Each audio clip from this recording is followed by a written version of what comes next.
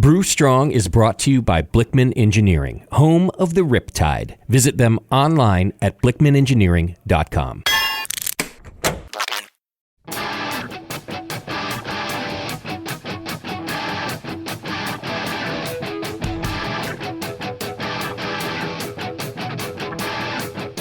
Brewers, it's time for the beer radio you've been looking for.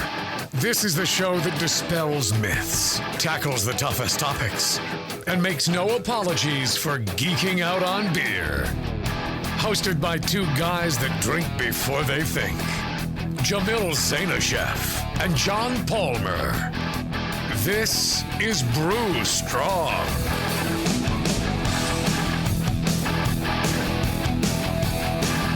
Hey, howdy, hey, my brewing brothers and sisters. I'm Jamil Zainasheff. I'm Travis Campbell. And I'm Mike Persine, and you're listening to Brew Strong.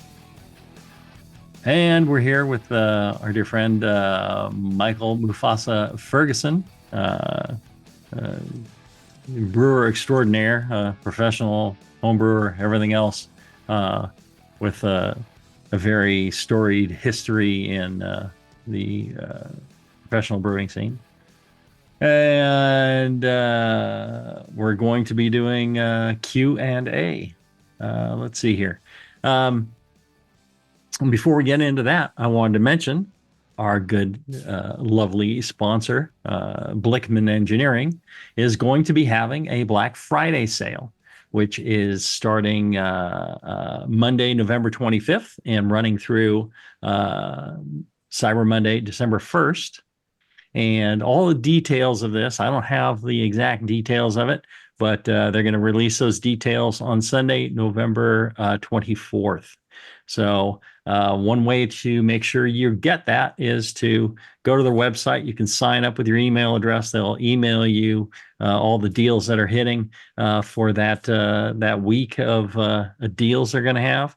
And this is going to apply to both the Anvil site and the Blickman site. So whatever you're into, whether you like the sturdy, well-built, less bells and whistles Anvil stuff, or you like the higher end, more high-tech Blickman stuff, there's going to be deals on all that stuff, including gift cards, I believe.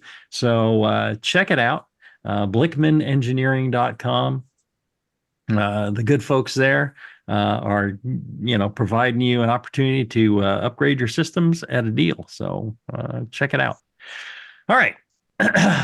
Let's see here. Live Q&A. It's been a while. I'm confused. I don't know where I'm going. I feel like we need to start off with the definition of Q&A. No, that's the wrong show. Well, I'll tell you one of the definitions of Q&A. If you have questions that you want to ask us, you can email them into brewstrong@thebrewingnetwork.com. And we will get those questions. You're not going to get an immediate, answer, but we will cover them in the shows. And new questions that come in, we'll get on pretty much right away, and you can get your answer off the air, or you can tune in live and you can ask your questions too. You can go to the Facebook page when we're doing the shows, and you go to the comments section, and you can ask your questions right there. Yes, we are video casting straight through the Brewing Network's Facebook page right now. Yes, there you go. All right. First question? Sure.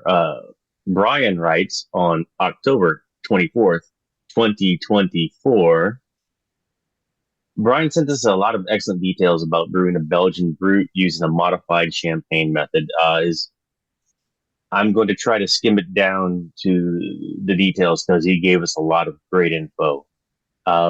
Basically, he's brewing a Belgian brut, which starts off almost on a Belgian strong golden, while adding sugars and sugars and sugars to make it champagne style, etc.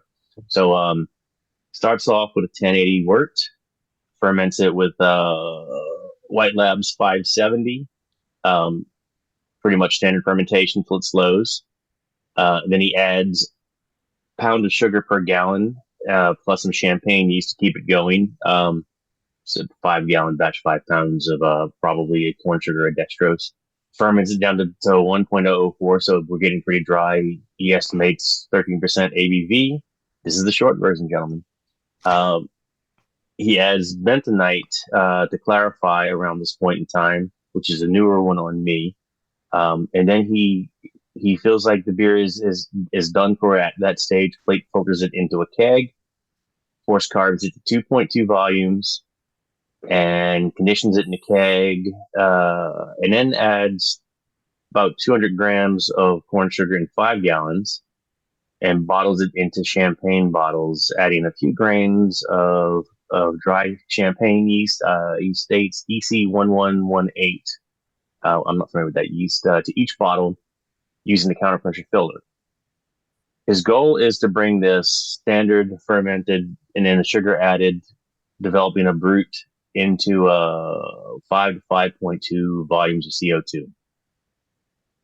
Stores his bottles 68, 70 degrees in the basement. We know nothing about that here in the Houston area. We don't have basements. 2 months later, the carbonation's not gone where he wants it to go. Additional details, he used the calculator in how to brew to add 3 volumes roughly, tagged on to 2.2, going to the 5.2. Didn't get it where he wanted. Is this the right way to calculate additional volumes? And any concerns with the process he took to use this modified forced carb and then natural carb to get to 5.2? That's a bit of rambling on my behalf. Let me clarify anything I can, gentlemen.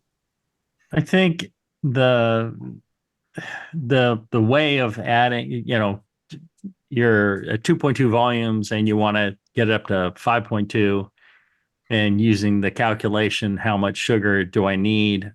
That works out fine. That should not be a problem. I think his problem is, he says a few grains of dry yeast. I don't know what he means by a few grains, but it's probably not quite enough. And instead of adding, per bottle, I would mix the whole thing with the yeast and the sugar and the 5 gallons, and then just bottle off of that. Would you let it start before bottling, or would you add it, mix it, bottle? You could do either. I think, since he would mix it in the keg and then, bottle off of that. So it's just difficult to bottle anything at 5.2 volumes. You're right. Which I it really is, because, pressure kills yeast. But I don't think he's using enough EC1118. Now, that's champagne yeast. It's the only one I use, even though you could get the Red Star Blanc. They're 5.5 grams in a package. So basically, they're good for 6 gallons. So what he needs to do is weigh how much should go into the bottle. So he needs one of those miniature scales.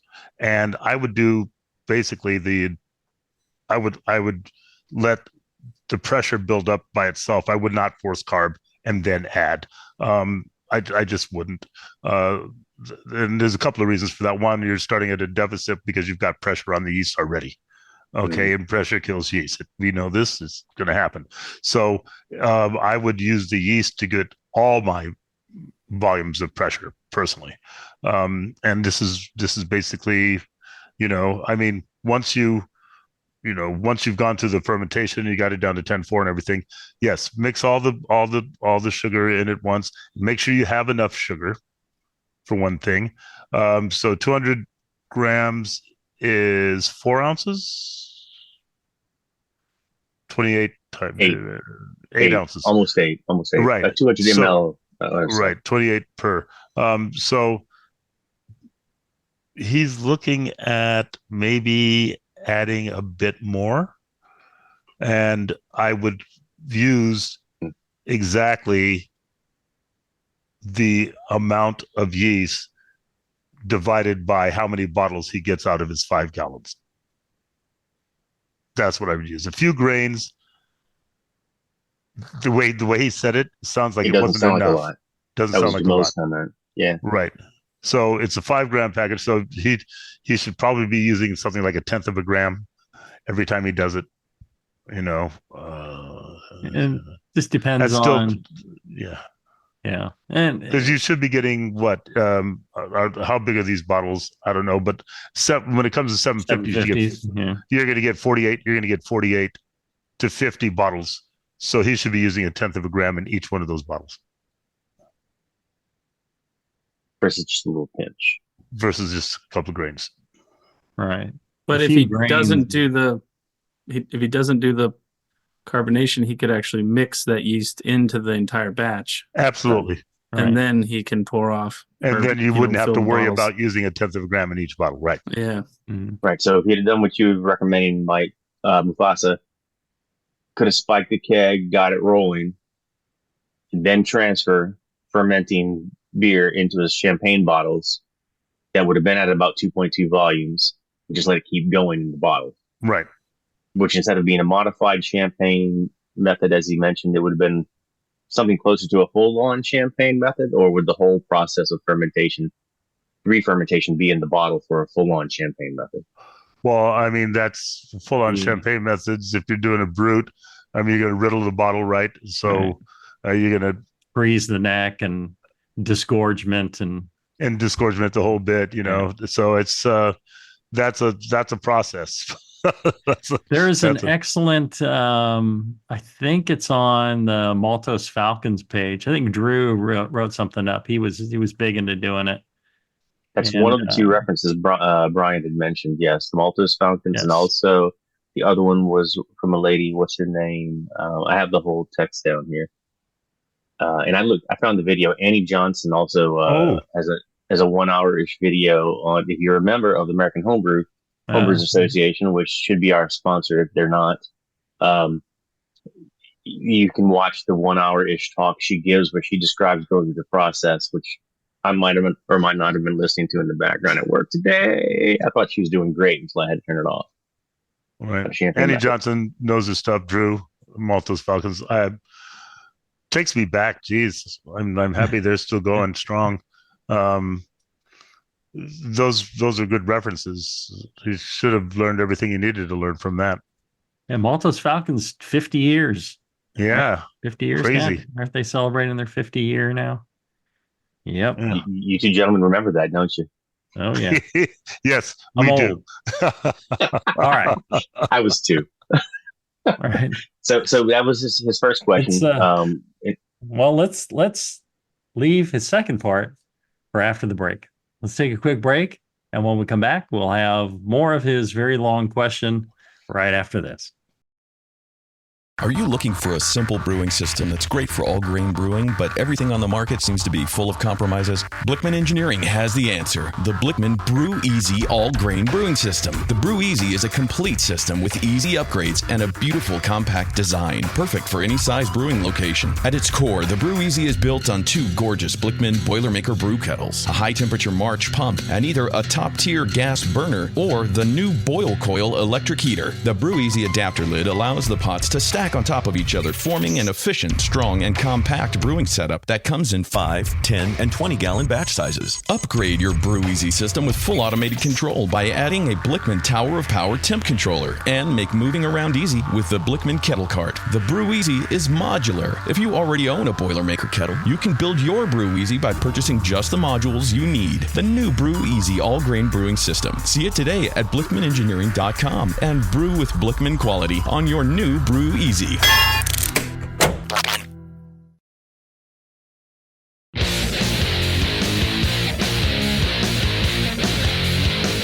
Back to the two guys that know how to turn beer into beer. This is Brew Strong.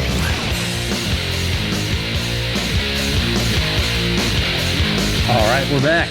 We're doing live Q&A. We're deep in the middle of a question about why a method champenoise did not carbonate. Yes, Brian sent us this outstanding question, which, believe it or not, gentlemen, I did try to shorten it to get us the details. A little bit of addition to the question before the break, and if you're coming in late, hit the rewind button, please. So the combination in and of itself of the carbonation methods inherently is not going to be a problem with making not necessarily a good beer, but inherently could be a problem because you're going to have a hard time kicking off the yeast under pressure already in an even higher gravity beer, is my understanding of what we said. So following up, he asked, was it enough sugar added? And we're not entirely sure because it sounds low, but he did use the calculator from How to Brew. So his follow-up question is, given the high ABV, any idea on how long it should take for it to generate the additional 3 volumes once bottled? Was 2 months any kind of a reasonable time to let this thing build up from 2.2 to 5 volumes, which it seems like we're fighting more than just alcohol. This is a lot of pressure. Yes. Also, did he say anything about nutrient? Only the bentonite for clarifying, nothing about nutrient. Bentonite is basically a clay that's a wine that people use to clarify wine mostly. Mm-hmm. Beer people do use it, but if he didn't use nutrient, then he lost the battle. If there was no nutrient, do you think 2 months was enough time? No, I would think that more like 3 or 4 months is probably what he's actually looking at here, because if it's going to fight its way through the pressure and the alcohol, and EC 1118 with enough nutrient, you could force to 20%. So I mean, it's capable of doing it, but it may eventually carbonate up. And it may eventually carbonate, but if he did not use nutrient, he's not going to get the full effect of that yeast. Got to use nutrient, and I suggest either Fermate O or Fermax. And that's when he goes to bottle. So if you're mixing everything up in the one container, which is what we suggest he should do, right? Then the nutrient goes in at the same time. Yeah, I just wanted to clarify because maybe he's thinking, oh, I should have added it, primary, but no. Well, yeah, no, when you he actually go to bottle it at primary. Well, that too, but yeah, add more at but the bottling. Especially at bottling, because now you have very little food for this yeast. It's under pressure and it's high alcohol. You need to have nutrition into that yeast, and so you gotta use a nutrient. Now he might have left that out. He might have used it, but I didn't sound like he used it for bottling, and I think he should have. Yeah, for better or for worse, he didn't mention it. And Mufasa, that's outstanding to mention the fact that we don't entirely know. He didn't just make an assumption. We're only going by the information we have in front of us. Right. You've almost developed 2 corollaries off of there. I had questions about that. I don't know if I need to extend the question further. Outstanding. And Brian, send us some of that beer. It sounds delicious, man. Yeah, I'm in. Yeah, I am too. Can you get it to Texas?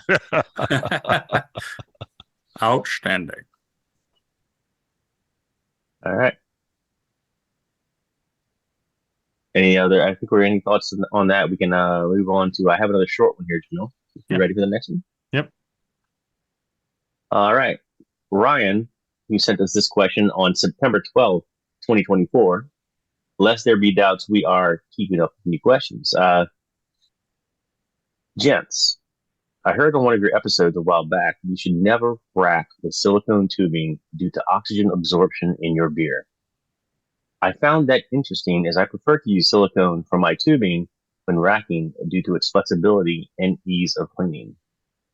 What have you found in your travels that has made you averse to use silicone in this situation? What type of tubing would you recommend for racking?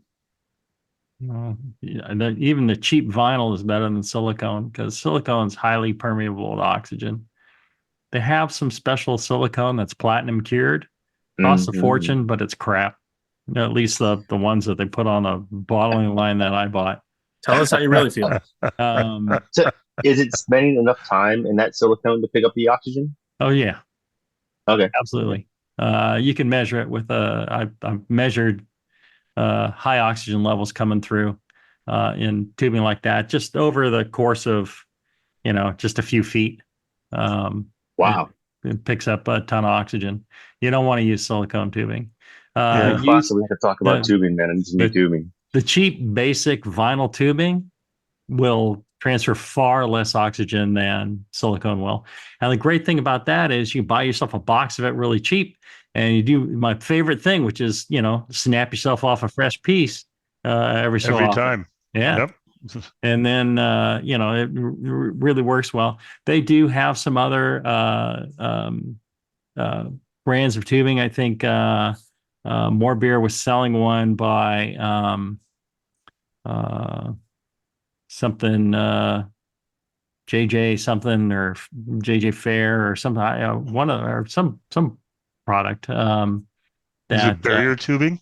it was like a barrier tubing and very low oxygen. It was pricey, but not like silicone cured, platinum cured silicone pricing, and it worked quite well. There's two lines of that, right? There's the one that's truly glass line, which I have a hard time finding. The other one that just calls itself the barrier tubing. Right. Right. But I'm pretty sure if I buy platinum cured silicone, it's probably Chinese lead cured silicone. So Yes. So, the cheap clear vinyl beverage tubing, you can get it in a fairly thin wall, and it's quite flexible even when it's cold. It's not it's not as flexible as silicone, but it in a way that's better because it won't kink on you, and when you're trying to rack something. So Well, I would honestly, suggest barrier tubing. yeah, I mean, if you're kegging, are you moving your keg while you're kegging? You're going to set it down, start the kegging process, walk away till it's done. I don't need flexible hose once I start kegging necessarily. And Unless that's when you're it gets cold. kegging like a bunch of different ones, there's doing something that requires if you to move something. your bottle filling, or counter Yeah. pressure filling or something like that, and get some Sure. movements. But I've only ever used silicone tubing for hot side. Can withstand a lot more heat than all the other vinyl tubings and such. Yeah. Yep. I like my silicone. I might use too much silicone, but I do like silicone for its flexibility. But again, cold side, hopefully you're not working overly. There you go. All right. All right. I think the next question, which is also from this year, believe it or not, August 31st, 2024. I feel like he was messing with us. It's from Alfred Newman. Yeah. Okay. Yes. That's And not you're Alfred E. Newman. And now he left out the E. Maybe it's just to avoid the junior. Who knows? His father is Alfred E. He's just Alfred. Hello, Newman. Could be that. Hello, Jerry. In your discussion on Weissbier many years ago, you mentioned the yeast can go funky after a bit. So German brewers will add lager yeast after fermentation to keep the beer from developing off flavors. Can you describe what this process would look like for a home brewer? Do you crash the beer, then add lager yeast, wet temp, etc.? Have tried to noodle through how this works, but I just get confused. Thanks. And yeah, banana enclosed, and I'm not sure if the town's real, so we'll just do that out too. So I'm not plaster belly or something, right? I'm not sure the funky comment. I mean, all yeast over time can autolyze, and you can end up with some off flavors from that. But maybe that's what the reference was to. But for step one, that first half of that, we're not sure if he picked that up from Brew Strong, that it can go funky. Possibly. Okay. But I think, what I would have been referring to there is that a lot of these German brewers will filter out their hef yeast, and then they'll package with a lager yeast, which tends to be dustier and stays dustier. And so when you're, inverting the bottle and stirring up the yeast, they get a better mix. It doesn't form a really tight pancake at the bottom. Fewer chunks. I did not realize that. And also, it you can put in a fresh yeast in there instead of one that's been through fermentation and is perhaps getting old. You filter that out, and you're putting a fresher yeast in there. You put a fresh pitch of lager yeast in, and so it doesn't really affect the flavor. It's just for those reasons. So I don't know. Mufasa, you got thoughts on? That's, I mean, everything you said is true, but also if the Weiss beer is done correctly, like a Hefeweizen, the haze will stay. Although professionally, we always store the kegs upside down, so that when you go to serve them, you turn them right side up and then hook it up, and that helped a lot. But yeah, that's any yeast, like you said, will get funky after a while. It's been sitting around, especially if the bottle's been mistreated, heated up and cooled down, and things like that. Beer is tenacious, but it doesn't like change. Really, it doesn't like change. So would the lager yeast also turn funky? I mean, do you not have? I mean, Sure. I would think. Well, probably improperly. We look at lager yeast as okay. That's a colder temperature yeast for fermentation purposes. Would it autolyze similarly to ale yeast? Any reason why it Yes. wouldn't? I don't see why it would be different. Yeah. Okay. Just think about when you go to store your packages of yeast to brew with. It's like if you leave them Although- warm, they're going to go bad. Yeah. Certain yeast will autolyze faster than other yeasts. Yeah. But How healthy was it when it was pitched, kind of stuff. yeah. I think the point is they're removing the tired yeast, getting rid of And that, adding new yeast. adding in fresh yeast. Yeah.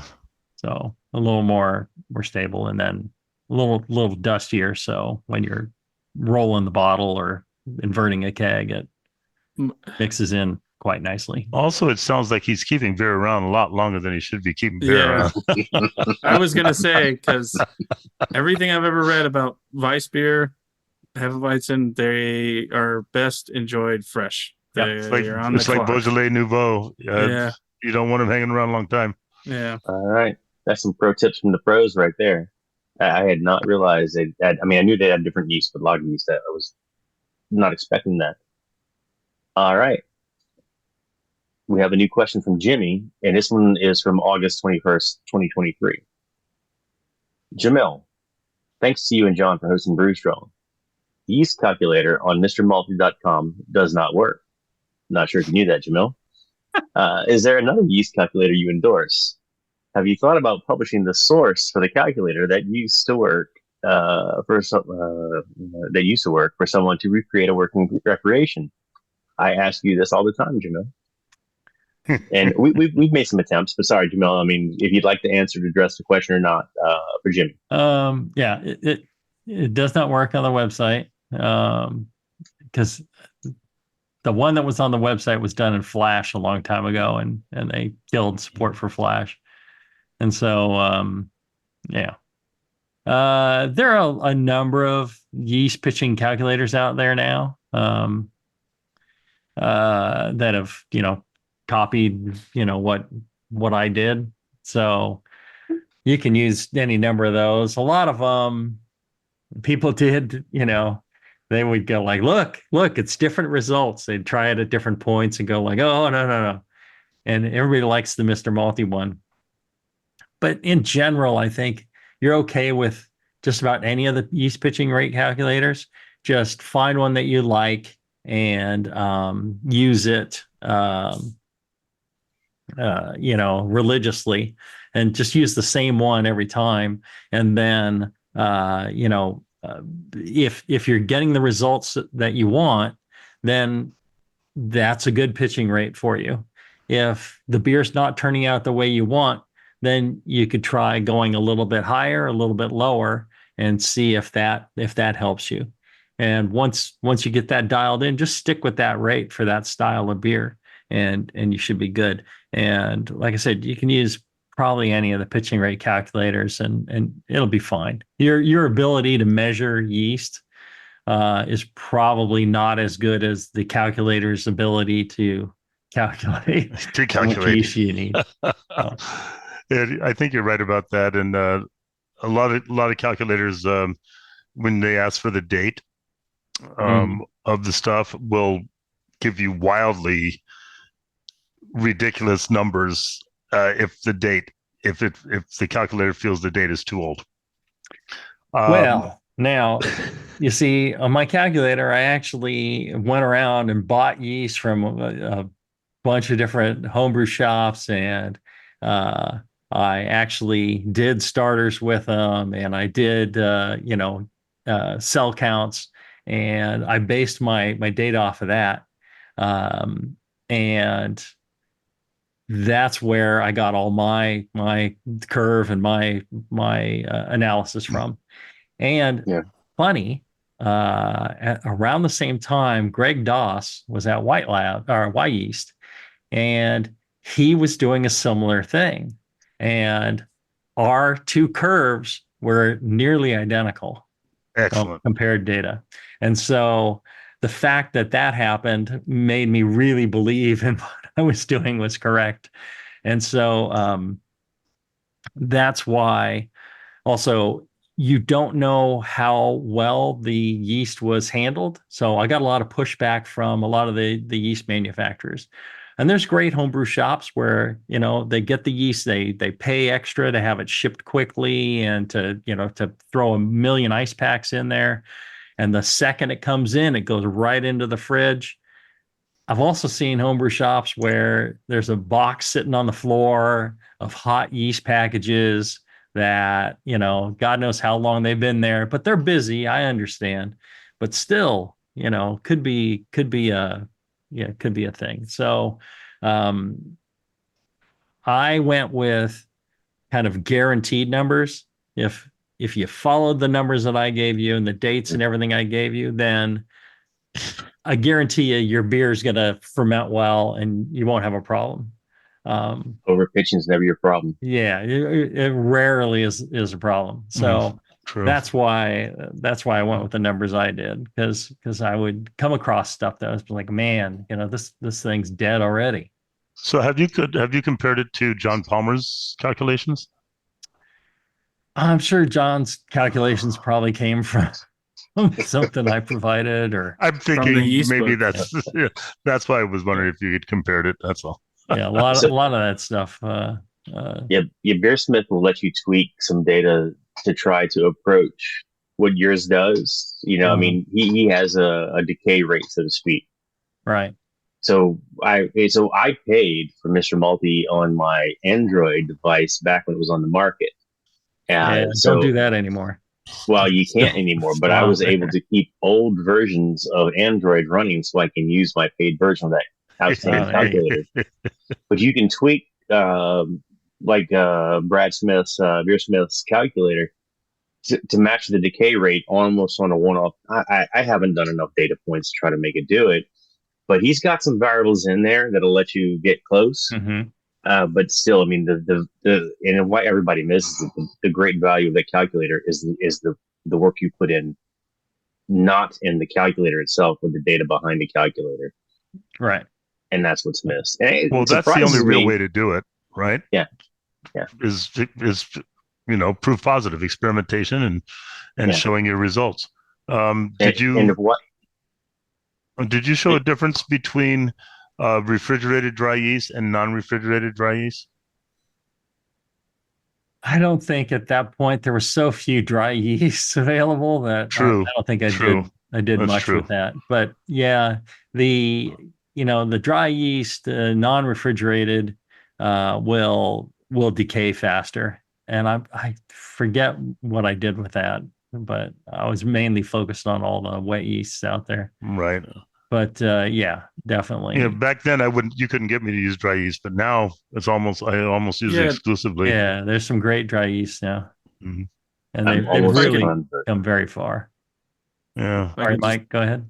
Yeah, just my 2 cents from what I've been hearing around the newer technologies and stuff is dry yeast is way more viable than it's ever been. Even the liquid yeast, I've heard the way that they are packaging these and growing these and the way that they're treating them, the viability is excellent. So I've heard directly from Chris White where his new packages where he feels that that yeast is guaranteed viable for the date on the back. So that's pretty exciting. The other thing I'll say is, yeah. How And many? that's How what many that's what cells? amazes me. That's what amazes Well, like, me is because Jamil, you 150 would sell billion more now. yeast than Yeah. anybody, Okay. and they don't want to pay you for your calculator, so they can sell more yeast. the Oh, one, right. the last thing I'll say is on the more beer calculator, the thing I like about that is you can select which model to use. And so there's different models for stirred versus not stirred. And then you have like the Chris White model, which I think is straight out of the yeast book, versus the stirred Chris White model versus the non-stirred this other person. And you can kind of pick your model but like you said, garbage in, garbage out. If the dad's The original bad, then, Mr. Malty had stirred and non-stirred. Yes. That's where it yeah, all there you comes go. from. So, Yeah, but you got to get You're it looking at the working. OG here. Yeah, get it working.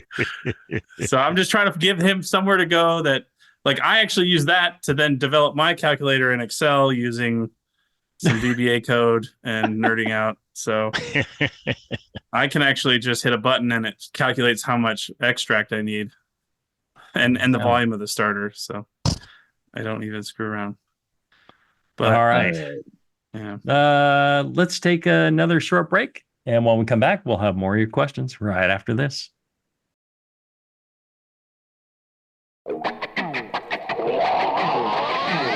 Back to the beer guys that make other beer guys look like wine guys.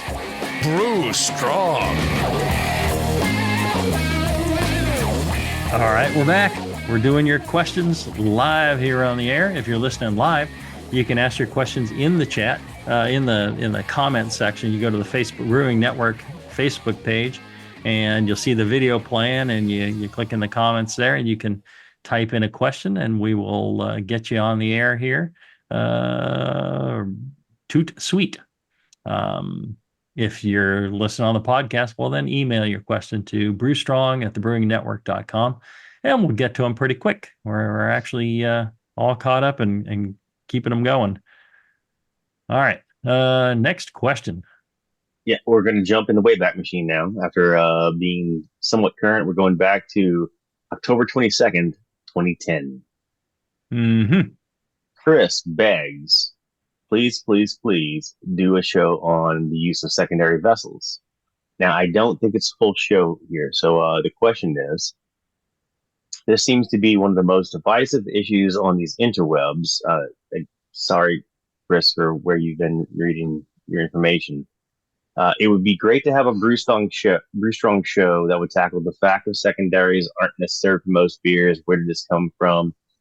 When is this a good idea? When is it a good idea to use a secondary vessel? I think we can address this as a question now, not as a full show.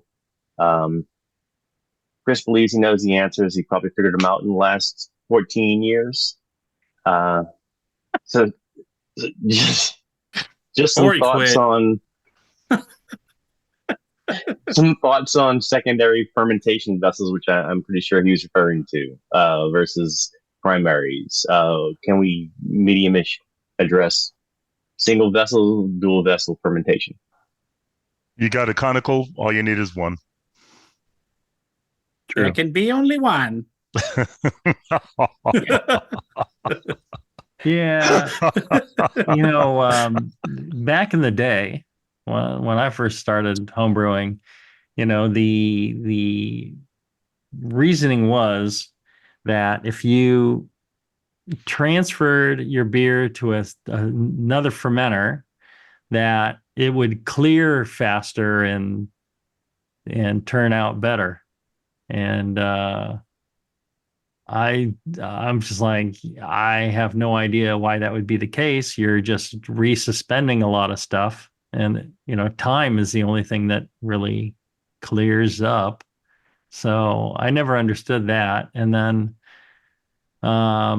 people that said you needed it to get the beer to finish fermenting. Well, that's just because you didn't have good fermentation to start with, and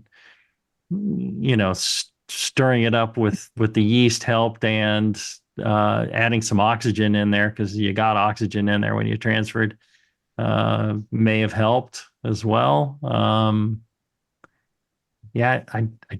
don't really know why. More likely, the sometimes, oxygen will oxidize it more than right, it right. helps. But a lot of times, commercial brewers will transfer from one vessel to another. Once they get clear beer, bright beer, they'll transfer it to another vessel, really more for packaging and to free up, a fermentation vessel. And they'll transfer it to like a bright beer tank When where when the you're when last you're of the yeast falls out. when you're brighting though, you're not expecting additional fermentation, are you? No. And And if your bright process is correct, you're absolutely not introducing oxygen. ideally, yeah. It's hard to make it absolutely zero, but you Right, can get right, close. right. But I think, home brewers took that from commercial brewers. A lot of times home brewers will see what commercial brewers do and they go, well, that's the way to make the best beer possible. It's like, no, no, no. You have things you can do that the commercial brewers can't do because of the size and because of the need to be cost efficient. So, Bigger you vessel. can do all sorts of things that they can't do. Mm. So never think that commercial is necessarily the way to go. But you see them, transferring into a dish bottom, tank, and that's really more for packaging where it's a broad bottom where the yeast can settle out really thin, and they've got a standpipe in the bottom so that they can just draw off clear beer instead of having to worry about pulling any um, yeast in or tube in with from the racking arm in a cylinder conical. But like Mufasa says, if you've got a cylinder conical, then you pretty much that's all you need. Right. I if I'm transferring for lagering, I will do that because I don't want it sitting on the yeast cake for the next Right, two for a long months. time. Yeah. Right. So that's the only time I would use secondary, just because I don't want that old yeast sitting on it.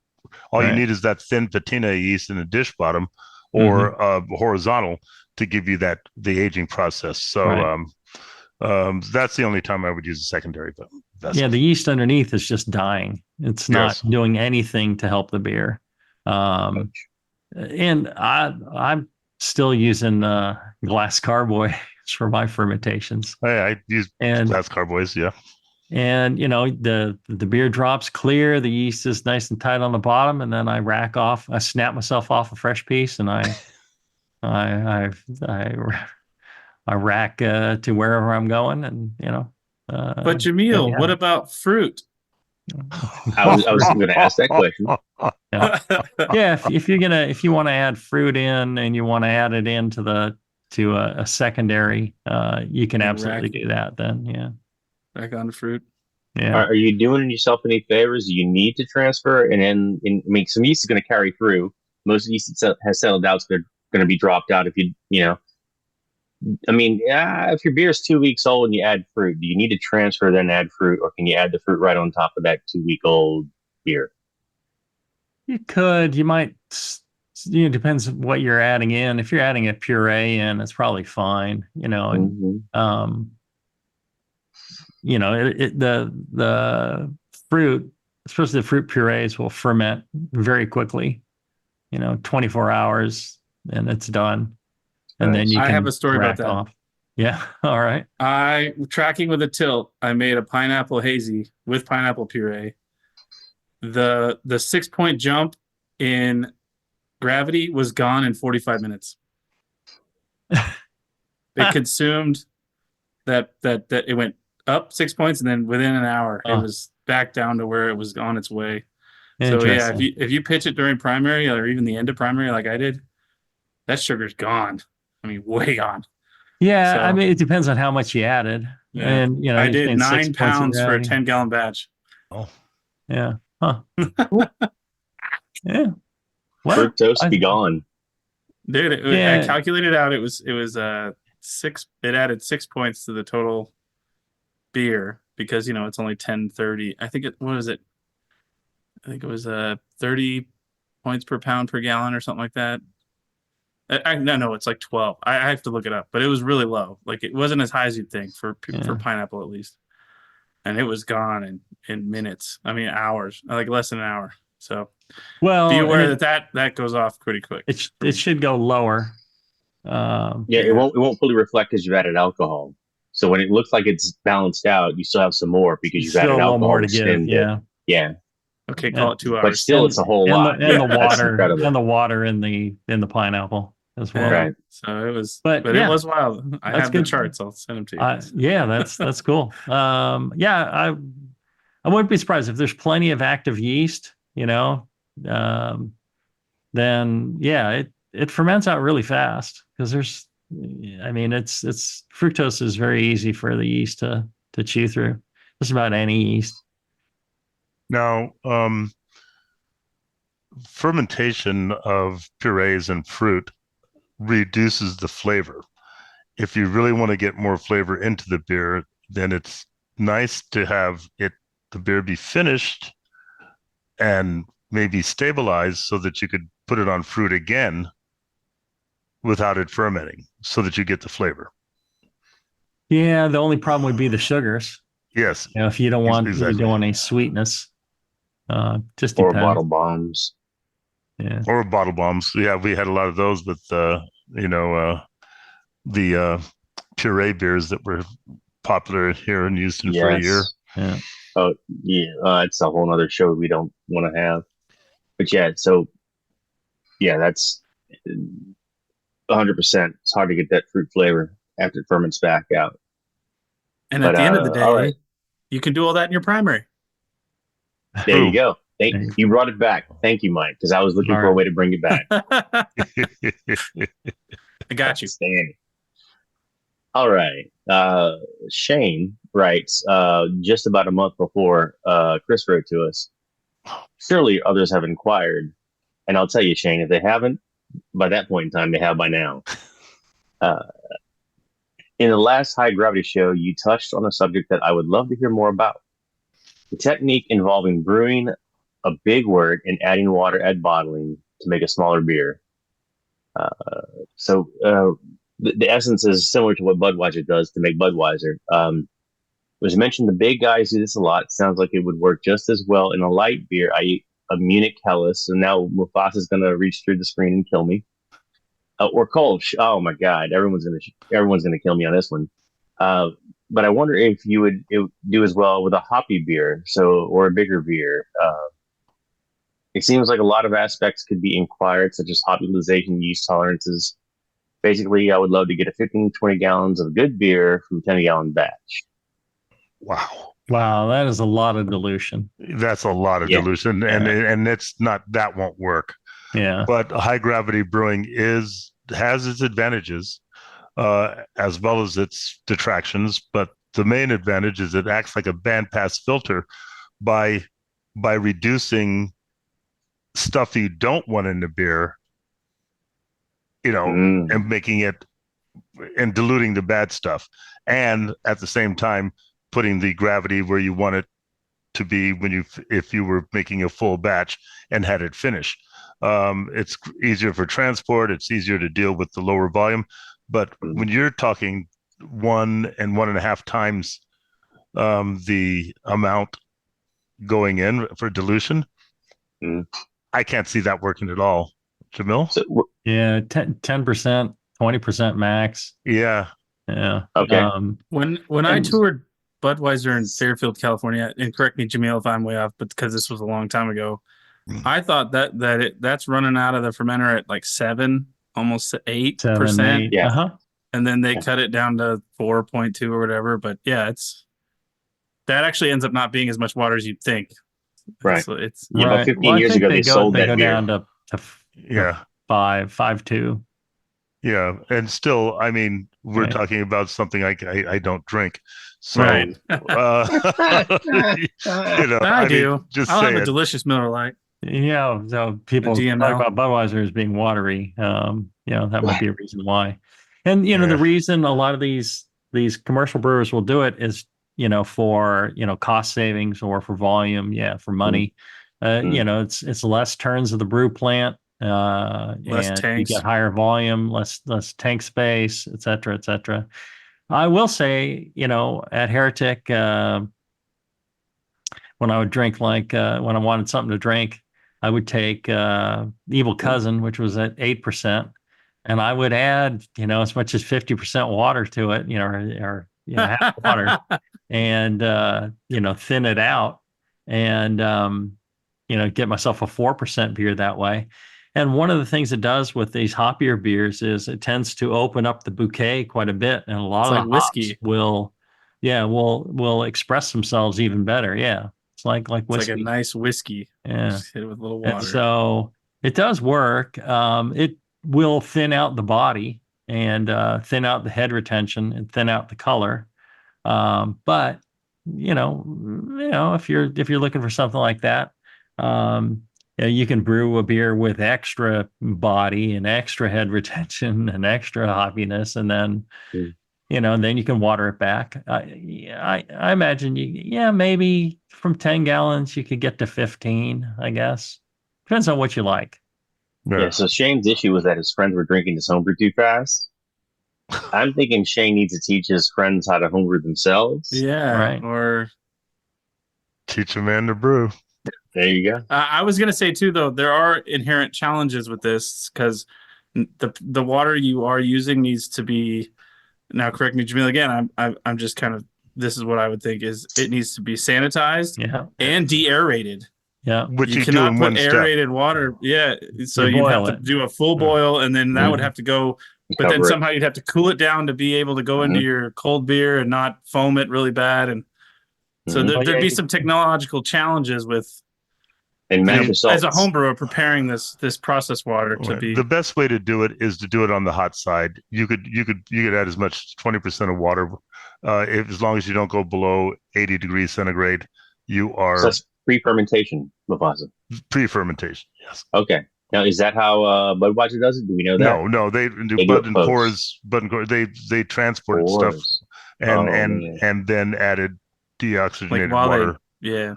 A lot of guys in Golden, Colorado, going to give us some emails right about now. Mufasa. High gravity brewing is the thing, and it works. It works for the big boys. But if you didn't want to buy a bigger tank, let's say he doesn't have a fermenter that can do that, like to try to do it with the finished beer, heating it, de-aerating it, cooling it without re-aerating it, right, and then getting it into the beer. Yeah, I would carbonate it first. Yeah, it's like, man, you'd and have then to add it to the beer. You'd almost have to like rack it into a keg hot, put it in your fridge, carbonate it. I guess would that be kind of a process there? But it sounds a little bit rough. Yeah. It's all right. We could make just fine beer without having to dilute it. So I just think he needs to either brew more or get better friends. Yeah, I was thinking Shane go reach out and have them chip in on a bigger brew system. There you go. Yeah. Yeah, bring in the investors. You want free beer? Yep. Help me. I should have done that. All right. We try to fit one more in real quick before the break. And Jamil, Kurt has been spelling your name the way he hears certain personnel pronounce it. He literally spelled it, "Hey John," and Jamil. I've been listening to Basic Brewing Radio and heard several of their listeners write about doing an overnight mash. So leaving the grains on the water overnight and then doing your boil first thing in the morning to save time. Just like to know your thoughts on this and if the water has to stay at mash temp all night. It's two questions generally, I guess. The effectiveness of an overnight mash and what do you think about the temperature of said overnight mash. Thanks and keep up the good work. You guys have shown me how to brew. Thank you, Kurt, for listening. Michael? Overnight mash, if you don't have temperature controls, sounds like you're doing a sour mash to me. If you have a way to keep it hot the whole time, why? I don't see. What did he say? It saves some time. Yeah, so I can literally takes more time. It literally takes more time. Yeah. So when my son was first born and I wasn't sure when I get to brew again, I could set up the night before, start the mash. I had temperature control and I could crash. So I got up in the morning and I had already mashed. They go straight, sparge, and boil. So it doesn't save you time in the overall process, but it might save you time in the fact that while your whatever is happening in your life is not happening, you start your mash. 6-8 hours later, you come back and you finish your brew day. That's the why. But you, as you were saying, temperature control. Otherwise, we're making a Goza or making a Berliner Weiss or right. So I just, in that respect, yeah, I suppose it's fine. I just never found the need for that. Home brewing, it's just like, you either have the time or you don't. That's the way I look at it. Yeah. So even having done it, I've always had the question: am I impacting my fermentability in my body? I mean, might be. Yeah, I think you might be. I mean, a 6-hour mash. Wow. I You're mean, coming over, man. We're gonna do it. I was gonna say, if you were to do something like this, perhaps get to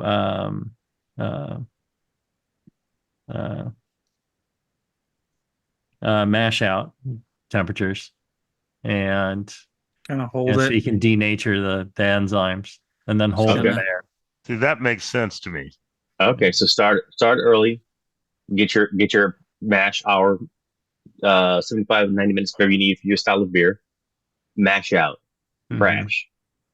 Okay, so I have not tried that. That's a good one, Jamil. I mean, that to me is the same thing as a standard mash. You just have held your mash at the mash out temperature for longer. Right. And that makes sense to me. Yeah, that's a good. I'm with that. I would also say right there. I would also say there is a concern. Yeah, all right. This is what I do. I'm an idea guy. All right. I would say too. The last thing I'd say is, please make sure that your system is well built and safe. And when you go to sleep with all of this energy and electricity and or propane, running around your brewery if you're all on day, gas, forget about it. It's got to be electric. Oh man, waking up to smoke alarms, that'd be bad. So that would be the big. Let's be safe here and have an intrinsically safe system with GFCIs and everything set up so that when you do this and you hold this for 8 hours, 10 hours, it's not going to burn your house down. All right. On that sage piece of advice, let's take our last break, and we'll be back right after this.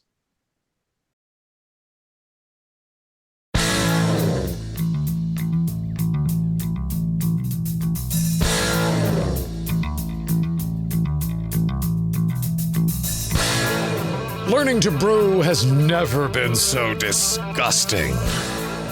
This is Brew Strong. All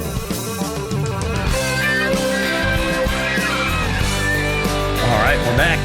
We're doing a live Q&A with our good longtime friend of the Brewing Network and the brewing community, Michael Mufasa Ferguson. And been having some fun, getting some good questions answered. All right. If you do have questions, send them in. brewstrong@thebrewingnetwork.com, and we will get to them sweet.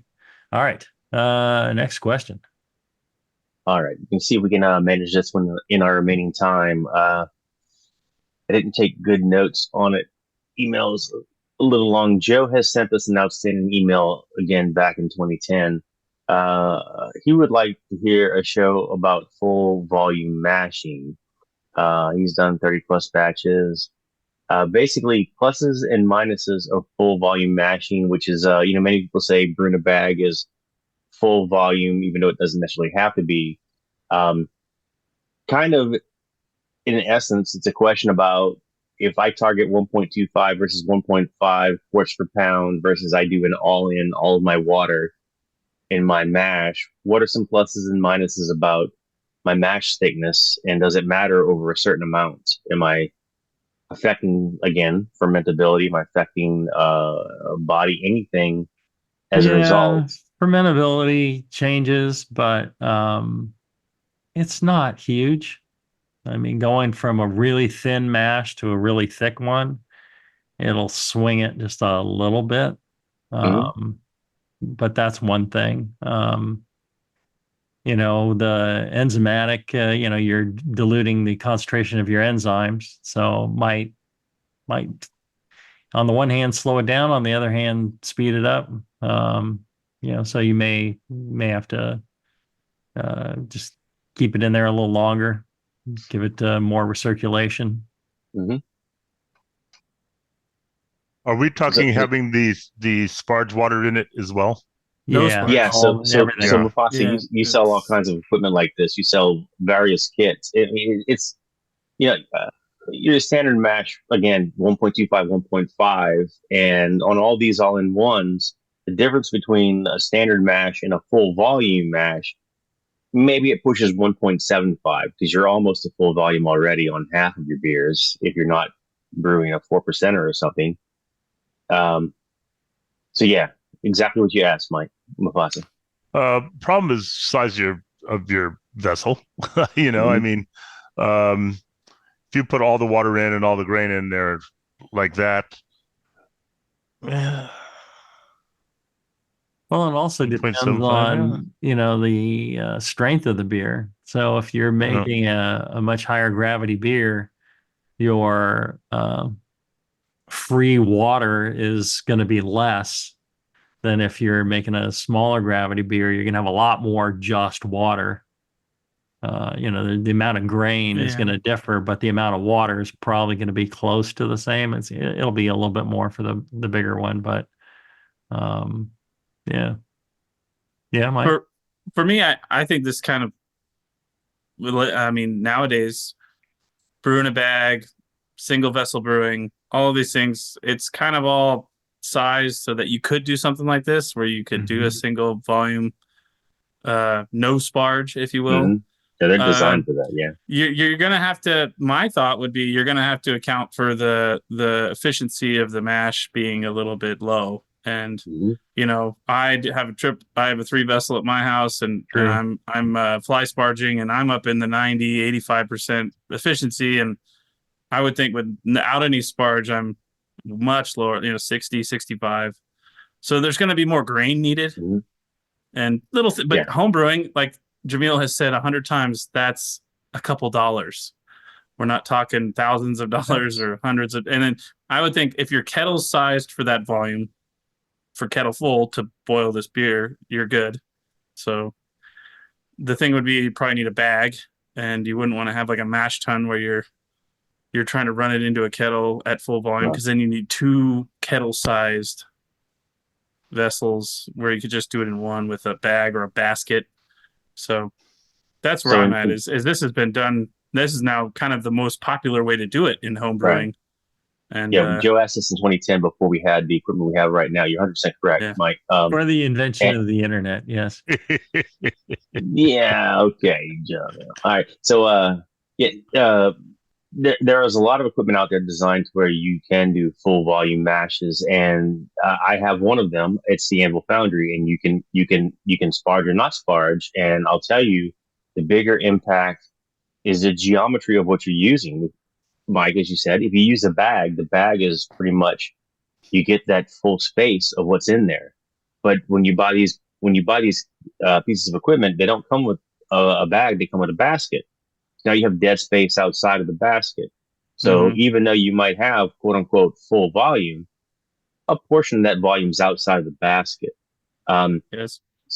So the plus minus, you're going to have a gravity shift.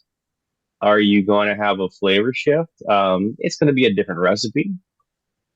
I guess if you're to the point to where you have to make the absolute perfect beer, then maybe you don't want to ask this question. But if you're at the point where you want to make good beer, you can make good beer. You can make beer that was our buddy Shane has all his effing friends drinking up on him. But yeah, pluses or minuses. Like you said, Mike, a few bucks and a few pounds of grain. Up to you.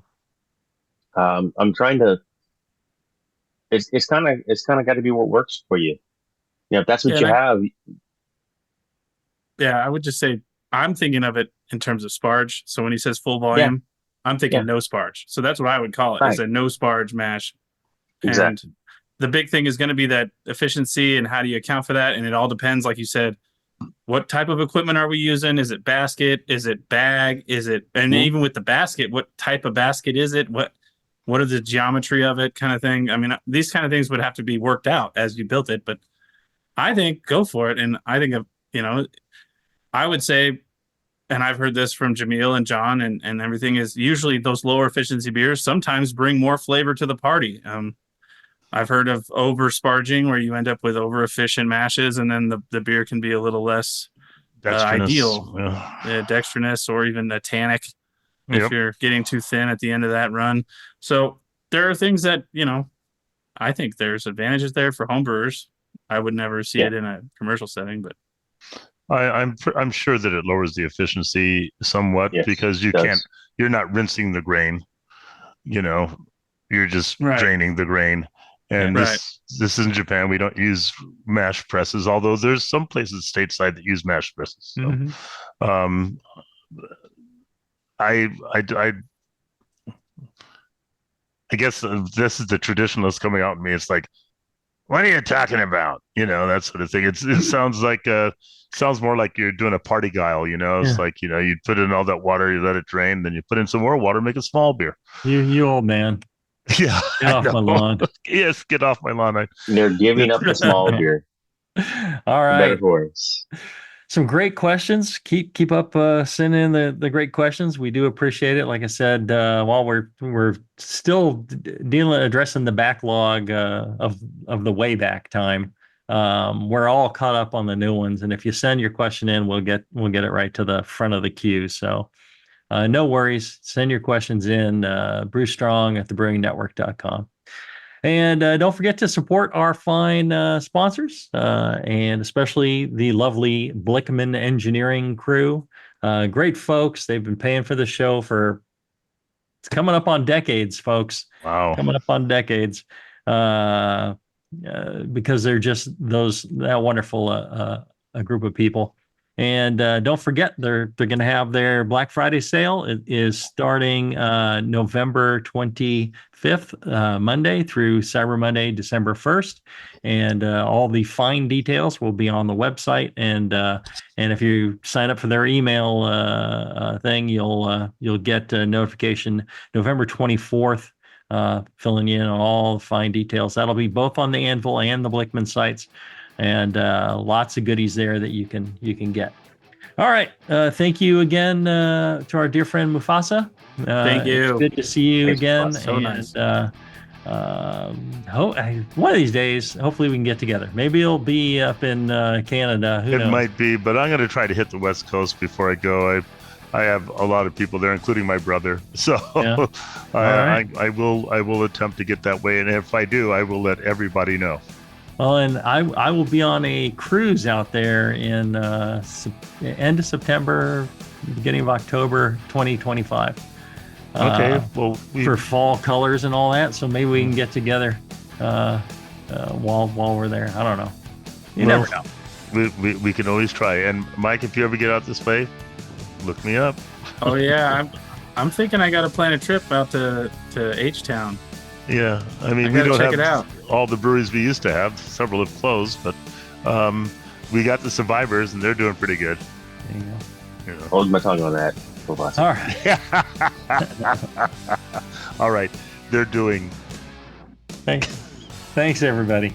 Brew strong. Brew strong. Brew strong. Later, y'all.